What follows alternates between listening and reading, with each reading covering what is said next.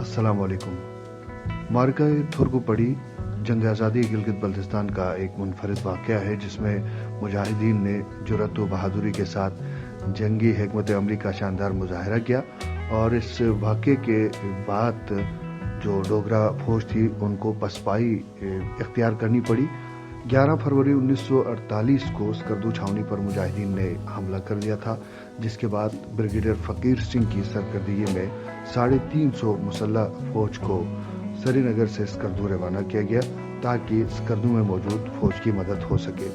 مہاراجہ کشمیر کی فوج 17 مارچ 1948 کو نرتھنگ کے مقام پر پہنچی تھی، جس کی پہلے ہی مجاہدین کو خبر مل چکی تھی،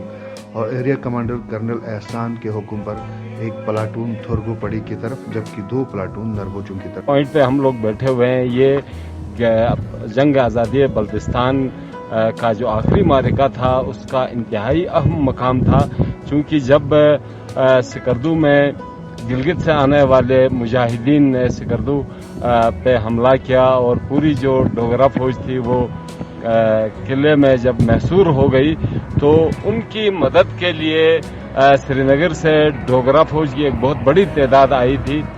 جس کی اطلاع سنتے ہی کرنل احسان صاحب نے جو اس ایریا کو اس جنگ کو بلتستان میں کمانڈ کر رہے تھے، انہوں نے قلیل مجاہدین کی ایک تعداد بھیجی جن کے پاس امنیشن اور اسلحہ بھی بہت کم تھا۔ انہیں بھیجا کہ سری نگر سے آنے والی جو ڈوگرا فوج کی کمک ہے اس کو روکا جائے، اور ہمارے جو مجاہدین تھے انہوں نے اس مقام پہ تھرگوپڑی کے مقام پہ جو ہے،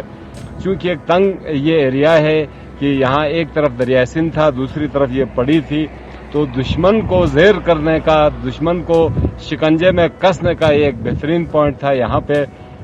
جو ہے ان کو گھیر لیا اور 170 سے زائد دشمن کے جو جوان تھے انہیں یہاں پہ مارے، اور اس مقام پہ جو تاریخی فتح مجاہدین کو حاصل ہوئی جس نے پوری ڈوگرا حکومت کو اور پورے سامراجی قوتوں کو ہلا کر رکھ دیا، اور جس کے نتیجے میں پوری جو ہے پورے بلتستان میں